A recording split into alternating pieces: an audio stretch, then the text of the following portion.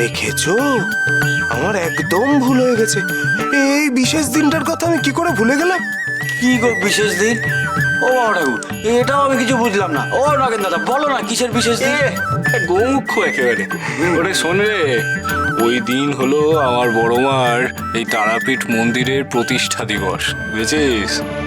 এখন মন খারাপ করে বসে থাকবার সময় নেই। কত লোক আসবে কত দিক থেকে, কত লোকের সমাগম হবে, মেলা বসবে এই তারাপীঠে। আমার বড় মার মন্দিরের প্রতিষ্ঠা দিবসে এখন সবাইকে আনন্দে মেতে উঠতে হবে তো নাকি? হ্যাঁ আচ্ছা ঠাকুর, দশমীর পরে যে অমাবস্যা আসে তাতে তো আমাদের এখানে কালী পুজো হয়। তাহলে আবার শুক্লা চতুর্দশীতে মন্দিরের মূল তারা মায়ের পুজো কেন হয়? মা কালী আর মা তারা তো একই রূপ। আসলে বহুকাল পূর্বে বশিষ্ঠদেব এই পঞ্চমন্ডির আসনে বসে মা তারার তপস্যা শুরু করেছিলেন। কতদিন ধরে সেই তপস্যা করবার পর অবশেষে শুক্লা চতুর্দশীতেই তিনি মা তারার দর্শন পান এবং সিদ্ধি লাভ করেন। তারপর? তাই এই তিথিকেই ধরা হয় মা তারার প্রতিষ্ঠা দিবস, বুঝেছিস? আর তাছাড়া জয়দত্ত বণিককেও এই শুক্লা চতুর্দশী তিথিতেই মা তারা দর্শন দিয়েছিলেন, আর সেই রাতেই তিনি মায়ের ব্রহ্মশিলা লাভ করেছিলেন। আর মায়ের মন্দির স্থাপন হওয়ার পর তার প্রথম পুজো হয় এই কোজাগরী শুক্লা চতুর্দশী তিথিতে, বুঝেছিস কথায়? ও বাবা ঠাকুর, এইসব তো আমরা কিছুই জানতাম না গো। হ্যাঁ, আমিও তো জানতাম না। নাও নাও নাও, এবারে জেনে গেলে তো। হ্যাঁ শোন রে কথায়, এই দিনে মাকে পালকিতে করে নিয়ে যাওয়া হয় আমার বড় মার বিরামখানায়। সে এক অভিনব দেখার জিনিস রে। হ্যাঁ ও বাবা ঠাকুর, এ তো এলাই কাণ্ড কারখানা গো। হ্যাঁ,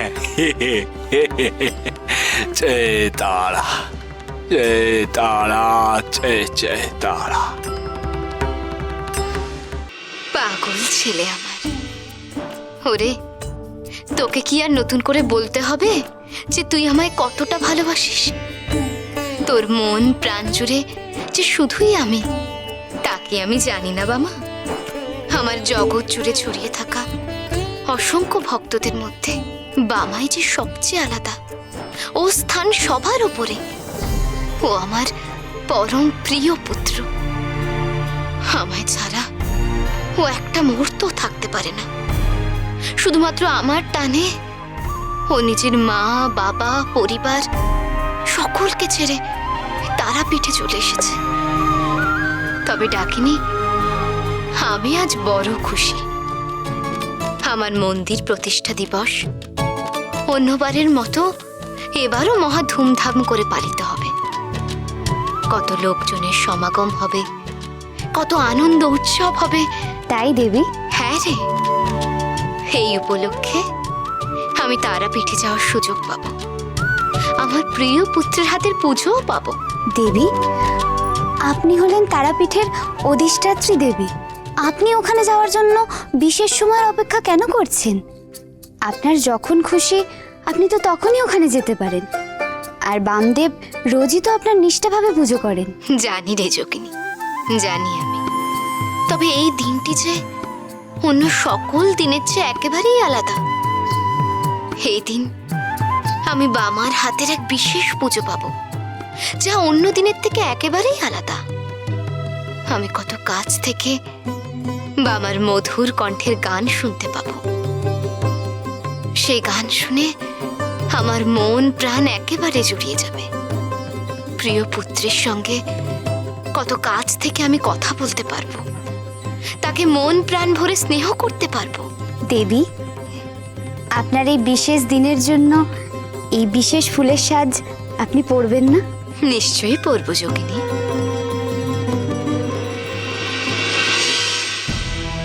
না না না, হিসেবটা তো কিছুতে মিলছে না।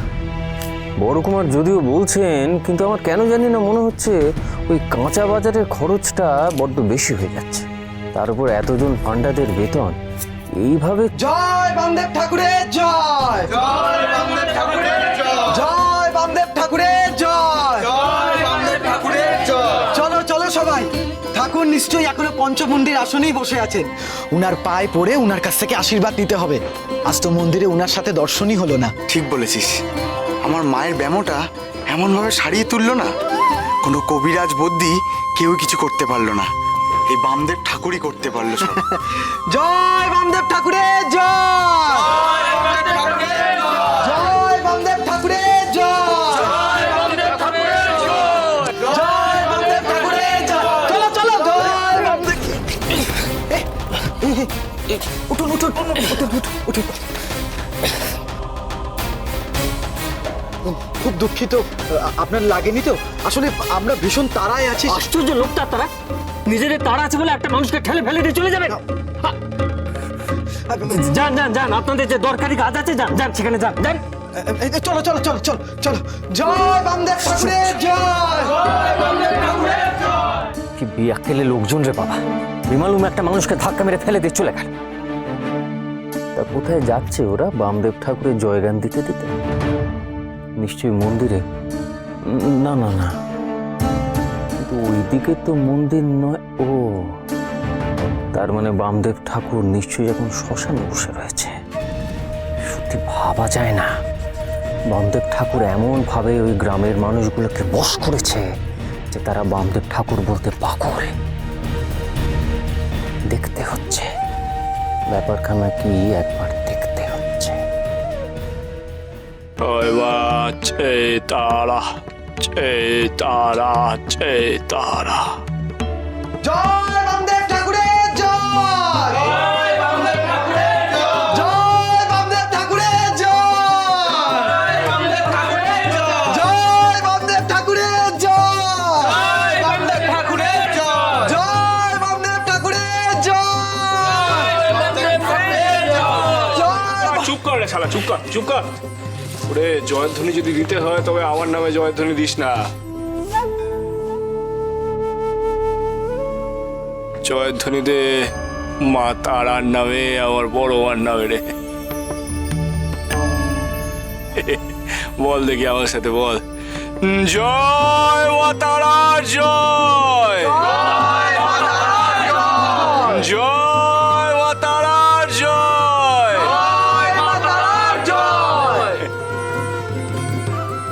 বলো সবাই, জয় বামদেব ঠাকুরের জয়। এই শালা, এই থাম থাম, কি শেখালাম? হ্যাঁ, বললাম যে জয় মা তারার জয়, জয়ধ্বনি বড় মার নামে দিবি রে, আমার নামে নয় রে, আমার নামে নয়। যা করা করে সব ওই বড় মা, আমি কিছু করি না রে, আমি তো নিমিত্ত মাত্র। ঠাকুর, তুমি আমাদের আশীর্বাদ করো ঠাকুর। হ্যাঁ ঠাকুর, আমাদেরকে তুমি আশীর্বাদ করো, আমরা যেন সুস্থ থাকি, ভালো থাকি, এই আশীর্বাদই করো ঠাকুর। এই দেখো, আমি কেমন করে তোদের আশীর্বাদ করবো বল দেখি, আমার বড় মা। আচ্ছা বেশি হ্যাঁ ঠাকুর, আশীর্বাদ করো ঠাকুর। ভালো থাকিস, ভালো থাকিস বাবা, সকলে ভালো থাকিস রে, তোদের পরিবার ভালো থাকুক, তোদের মঙ্গল হোক রে বাবা, ভালো থাক বাবা। ওঠ দেখি বাবা, ওঠ ওঠ ওঠ বাবা, উঠে বস বড়বা, ওদের মঙ্গল করো গো বড়বা, ওদের মঙ্গল করো গো। জয় তারা, জয় তারা, জয় জয় তারা। বামদেব ঠাকুর দেখছি তারাপীঠে রাজা হয়ে উঠেছেন। সব কিছু চলছে তার কথায়, তার কথা অমান্য করা যাবে না। বড়কুমার আর রানীমাও এই কথা বলছিলেন। আর গ্রামের মানুষজনকে উনি এমনভাবে বশ করেছেন যে সবাই বামদেব ঠাকুর বলতে অন্ধ। কিন্তু আমার মনে যে একটা সন্দেহ জাগছে, উনি কি সত্যি সাধু না দোতে ভণ্ড? ঠিকই ধরেছেন তহসিলদার মশাই।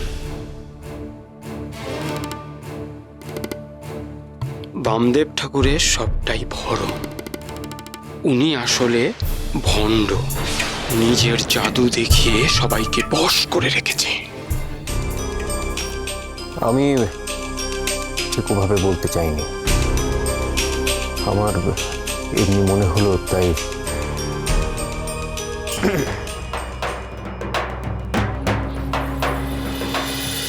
মহাপীঠ